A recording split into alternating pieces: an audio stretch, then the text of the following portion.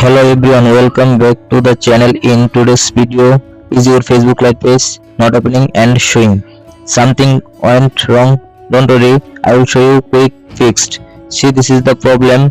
Something went wrong problem. How to fix it? Okay, first open your Google Play Store app and now search here Facebook Lite and check update your Facebook Lite. My Facebook already updated. Okay, second step, go to your phone settings and scroll down,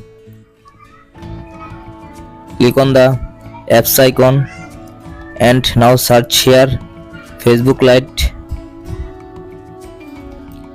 Click on the Facebook Lite and scroll down.